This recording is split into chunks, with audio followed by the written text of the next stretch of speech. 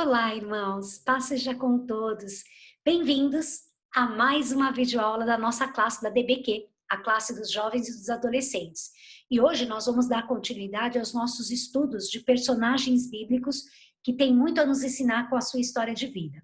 Terminamos a ler aquele livro que nós estávamos utilizando como material de apoio, que é Com Jesus na Escola da Vida, mas vamos continuar estudando alguns personagens bíblicos que vão nos ensinar muitas coisas a respeito da vontade de Deus. E hoje nós vamos estudar um personagem que não é dos mais conhecidos nas Escrituras, mas que marcou presença com a sua história, com a sua sabedoria. Nós vamos estudar hoje Abigail, uma líder diplomata. E nós vamos começar lendo o capítulo que fala sobre a história de Abigail, porque a leitura do capítulo já vai nos mostrar muitas coisas. Vamos lá?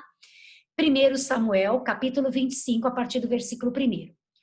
Samuel morreu e todo Israel se reuniu e o pranteou, e sepultaram onde vivia, em Ramá. Depois Davi foi para o deserto de Maom. Certo homem de Maom, que tinha seus bens na cidade de Carmelo, era muito rico. Possuía 1.000 cabras e 3.000 ovelhas, os quais estavam sendo tosqueadas no Carmelo. Seu nome era Nabal, e o nome de sua mulher era Abigail, mulher inteligente e bonita, mas seu marido, descendente de Caleb, era rude e mau. No deserto, Davi ficou sabendo que Nabal estava tosqueando as ovelhas, por isso enviou 10 rapazes e lhes disse: levem minha mensagem a Nabal em Carmelo, e o cumprimentem em meu nome. Digam-lhe: longa vida para o Senhor, muita paz para o Senhor e sua família, e muita prosperidade para tudo que é teu. Sei que estás tosqueando as tuas ovelhas. Quando os teus pastores estavam conosco, nós não os maltratamos durante todo o tempo que estiveram em Carmelo, e nada perdeu nada se perdeu do que fosse deles. Pergunte a eles, e eles lhes dirão. Por isso, seja favorável, pois estamos vindo na época de festa. Por favor, dê aos teus servos e a teu filho Davi o que puderes. Os rapazes foram e deram a Nabal essa mensagem, em nome de Davi, e ficaram esperando. Nabal respondeu então aos servos de Davi: quem é este Davi? Quem é esse filho de Jessé? Hoje em dia muitos servos estão fugindo de seus senhores. Por que deveria eu pegar do meu pão e minha água e a carne do meu gado, que abati para os meus tosquiadores, e dá-los a homens que vêm não se sabe de onde? Então os mensageiros de Davi voltaram e, ao chegarem, relataram a ele cada uma dessas palavras. Davi ordenou a seus homens: ponham suas espadas na cintura. Assim eles fizeram, e também Davi. Cerca de 400 homens acompanharam Davi, enquanto 200 permaneceram com a bagagem. Um dos servos disse a Abigail, mulher de Nabal, do deserto, Davi enviou mensageiros para saudar nosso Senhor, mas ele os insultou. No entanto, aqueles homens foram muito bons para conosco, não nos maltrataram, e durante todo o tempo que estivemos com eles nos campos, nada perdemos. Dia e noite eles eram como um muro ao nosso redor, durante todo o tempo que estivemos com eles, cuidando de nossas ovelhas. Agora leve isso em consideração e veja o que a senhora pode fazer, pois a destruição paira sobre o nosso Senhor e sobre toda a sua família. Ele é um homem tão mau que ninguém consegue conversar com ele. Imediatamente Abigail pegou 200 pães, 2 vasilhas de couro cheias de vinho, 5 ovelhas preparadas, 5 medidas de grãos torrados, 100 bolos de uvas passas e 200 bolos de figos prensados, e os carregou em jumentos. E disse a seus servos: vocês vão na frente e eu os seguirei. Ela, porém, nada disse a Nabal, seu marido. Enquanto ela ia montada num jumento, encoberta pela montanha, Davi e seus soldados estavam descendo em sua direção, e ela os encontrou. Davi tinha dito: de nada adiantou proteger os bens daquele homem no deserto, para que nada se perdesse, e ele me pagou o bem com o mal. Que Deus castigue a Davi e o faça com muita severidade, caso até de manhã eu deixe vivo um só do sexo masculino de todos que pertencem a Nabal. Quando Abigail viu Davi, desceu depressa do jumento e prostrou-se perante Davi, rosto em terra. Ela caiu a seus pés e disse: meu senhor, a culpa é toda minha. Por favor, deixa a tua serva lhe falar.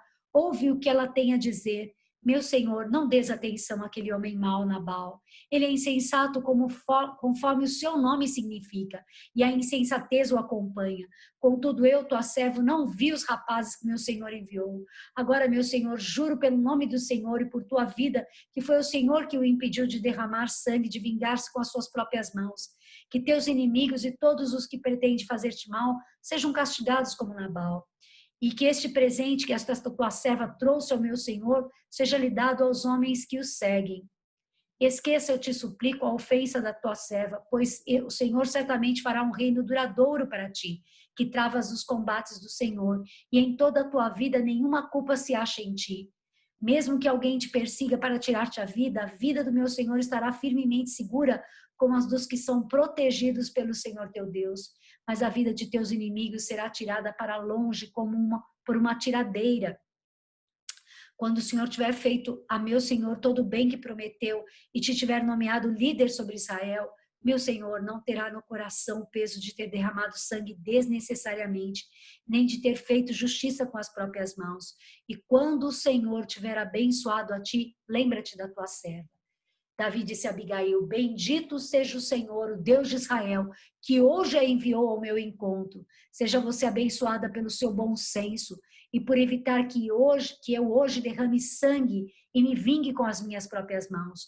De outro modo, juro pelo nome do Senhor, o Deus de Israel, que evitou que eu lhe fizesse mal. Se você não tivesse vindo depressa encontrar-me, nenhum só do sexo masculino pertencente a Nabal teria sido deixado vivo ao romper do dia. Então Davi aceitou o que ela havia lhe trazido e disse: vá para sua casa em paz. Ouvi o que você disse e atenderei o seu pedido. Quando Abigail retornou a Nabal, ele estava dando um banquete em casa como um banquete de rei. Ele estava alegre e bastante bêbado, e ela nada lhe falou até o amanhecer. De manhã, quando Nabal estava sóbrio, sua mulher lhe contou todas essas coisas, e ele sofreu um ataque e ficou paralisado como uma pedra. Cerca de 10 dias depois, o Senhor feriu a Nabal e ele morreu. Quando Davi soube que Nabal estava morto, disse: bendito seja o Senhor que defendeu a minha causa contra Nabal, por ter me tratado com desprezo. O Senhor impediu seu servo de praticar o mal e fez com que a maldade de Nabal caísse sobre sua própria cabeça. Então Davi enviou uma mensagem a Abigail pedindo-lhe que se tornasse sua mulher. Seus servos foram ao Carmelo e disseram a Abigail: Davi nos enviou a você para levá-la para tornar-se a mulher dele. Ela se levantou, depois inclinou-se o rosto em terra e disse: aqui está a sua serva, pronta para servi-los e lavar os pés dos servos do meu senhor. Abigail logo montou um jumento e, acompanhada por suas 5 servas, foi com os mensageiros de Davi e tornou-se sua mulher. Gente, Abigail, como eu disse, não é um personagem muito conhecido nas escrituras. E ela foi escolhida para ser a esposa do futuro rei de Israel. Mas não foi porque ela era filha de um rei, filha de um homem importante, que tinha um dote importante. Davi a escolheu para ser uma de suas esposas por sua sabedoria, sensatez e liderança. Abigail o nome dela significa motivo de alegria. E a Bíblia diz que ela era inteligente e bonita. Abigail era esposa de Nabal, cujo nome significa néscio, insensato, mau. A Bíblia diz que ele era rude e mau, como a gente viu no versículo 3. Né? Nabal era descendente de Caleb. Para quem, vamos situar, Caleb era o companheiro de Josué, um dos 12 espias enviados por Moisés à terra de Canaã. De todos que foram dos 12 espias, 10 desacreditaram que tomariam posse da terra. Só Josué e Caleb creram. E de toda aquela nação de Israel, de 1,5 milhão de hebreus que saíram do Egito, só 2 homens que saíram do Egito adultos entraram na terra prometida, que foram os 2 que creram daqueles 12 espias. Eles creram, confiaram no Senhor e tomaram posse da terra prometida. Ainda pelejaram na velhice, tiveram suas forças renovadas, pelejaram na batalha. Josué se tornou líder no lugar de Moisés, né, quando Moisés morreu. Mas Caleb ainda tinha vigor. 40 anos depois, ele disse que ele tinha o mesmo vigor que ele tinha antes. No entanto, genealogia não garante bom senso e tampouco um bom caráter. Aquele homem, Nabal, era descendente de Caleb, mas a insensatez o acompanhava. Nabal era ignorante, insensato e mau.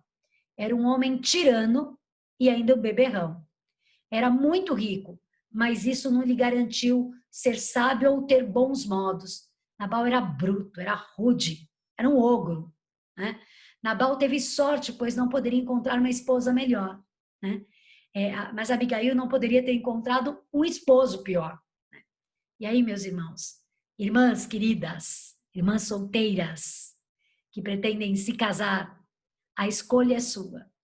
A gente não escolhe o pai, a gente não escolhe a mãe, a gente não escolhe irmãos, a gente não escolhe uma série de circunstâncias na nossa vida, mas com quem a gente vai se casar, a gente escolhe. A gente tem escolha. Então, irmãs, a escolha é sua. Cuidado com quem você vai escolher. Você decide com que tipo de homem dividirá a sua vida, né? Aqueles dias eram diferentes e Abigail tinha um esposo, como eu disse, um ogro. Nabal desrespeitava os costumes do seu povo e da sua época. O que significa isso? Era comum na época da tosquia se fazer uma festa de abundância, alegria. Ele mesmo cita isso, né? Davi cita que era a época de tosquia, e ele fala que o que ele tinha ali era para festejar com seus tosquiadores, né?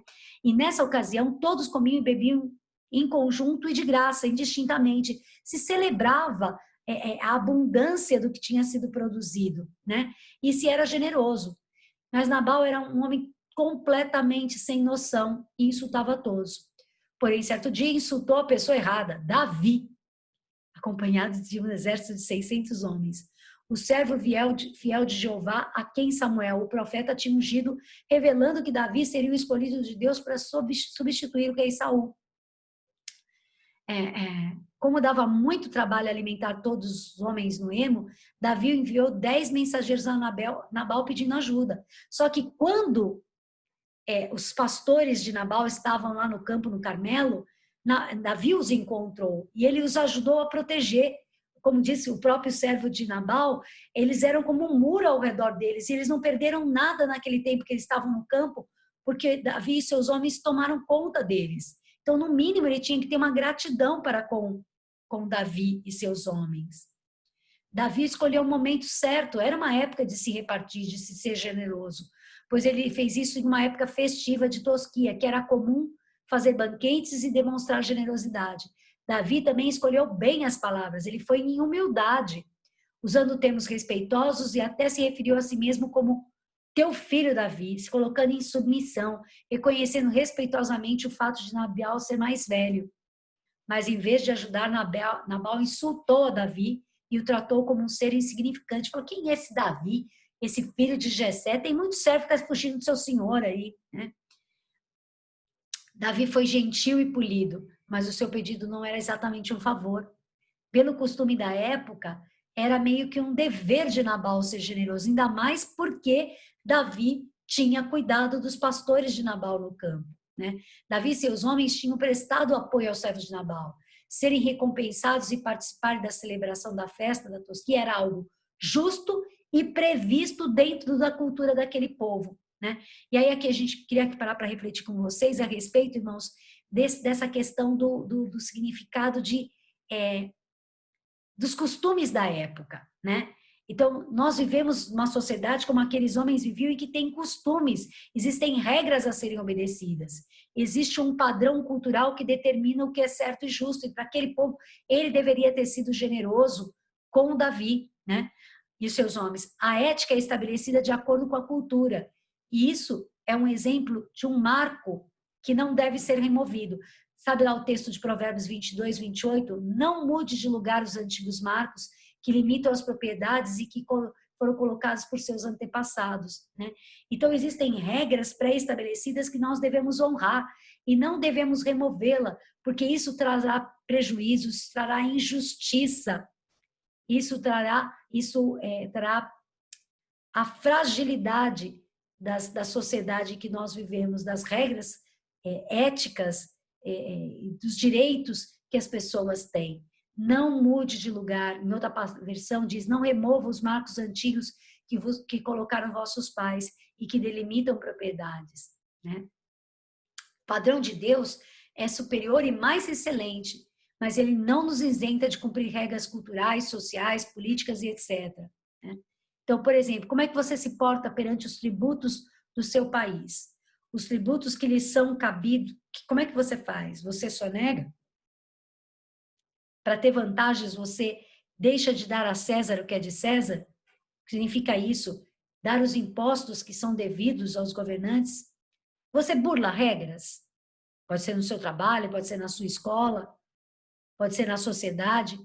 Você respeita banco e vagas de idosos, por exemplo? Seja no metrô, no ônibus, seja numa fila, seja numa vaga de estacionamento. Você infringe leis de trânsito? Recentemente estão para aprovar né, que não tenha mais radares móveis nas estradas e que a população tenha direito de saber onde é que estão os radares fixos. Irmãos, o que a gente entende disso? Quando a pessoa sabe que é onde está o radar, ela diminui a velocidade aonde vai passar pelo radar. Depois ela volta a correr tudo de novo. Não existe um significado de não ultrapassar a velocidade máxima permitida naquele local? Então, pessoas normalmente burlam as leis. Nabal era insensato, era rude, era mau. Ele não respeitava os costumes da época. Nabal era, além de tudo, ingrato. Os servos de Nabal eram muito mais sábios do que ele, porque eles foram lá contar para Abigail: que coisa terrível vai acontecer. Porque ele foi rude com quem não deveria. Ele deveria ter gratidão. Os servos sabiam do perigo iminente e procuraram a pessoa certa, a sábia esposa de Nabal. Né?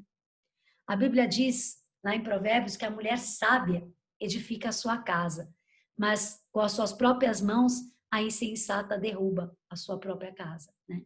Abigail, ela foi uma líder que teve iniciativa.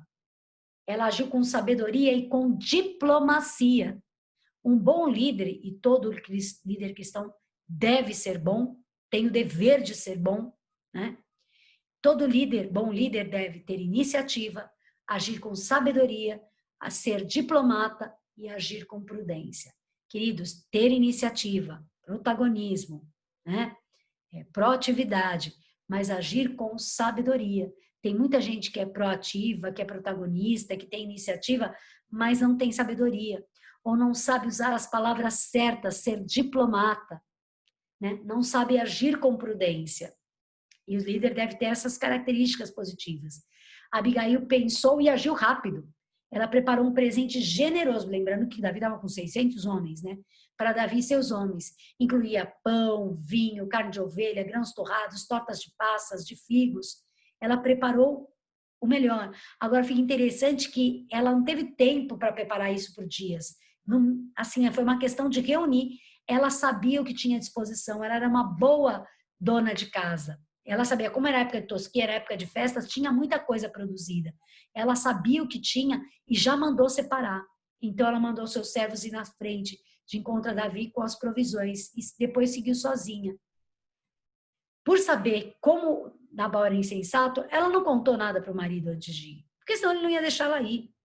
Isso não significa que Abigail se rebelou contra a chefia que Nabal tinha sobre seu lar, mas que Nabal havia agido iniquamente contra um servo ungido de Deus, e essa ação poderia resultar na morte de muitos membros inocentes da casa de Nabal.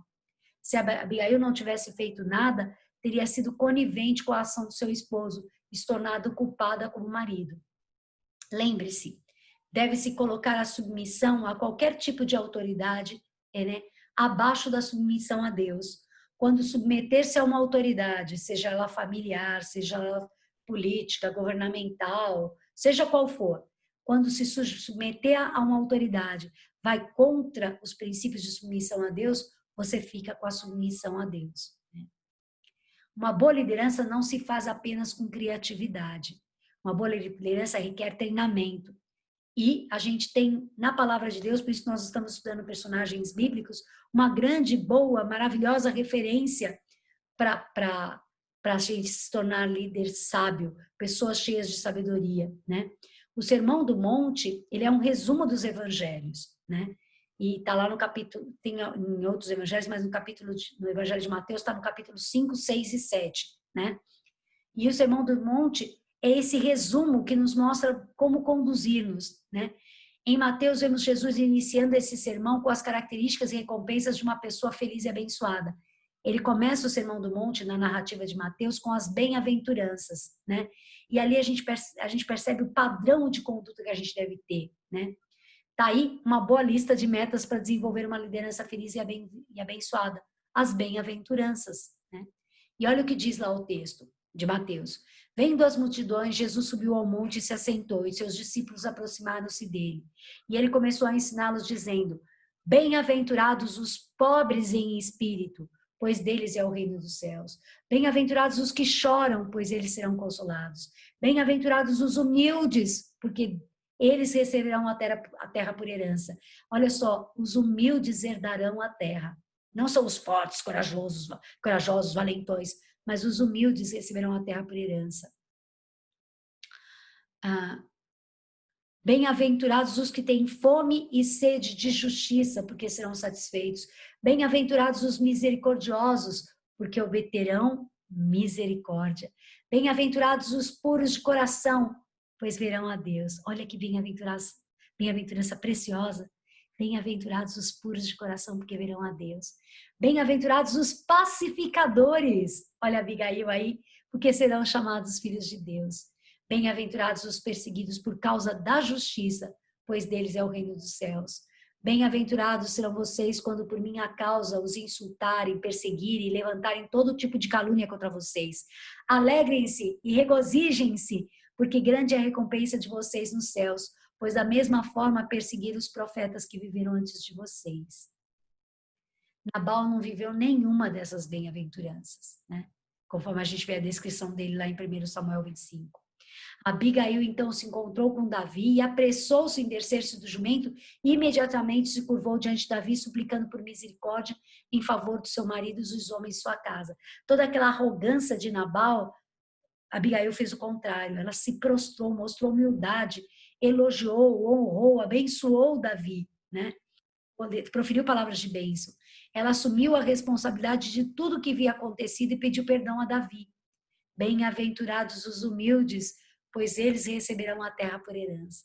Ela soube usar palavras gentis, sábias e tocantes para que Davi mudasse de ideia, o oposto do seu esposo.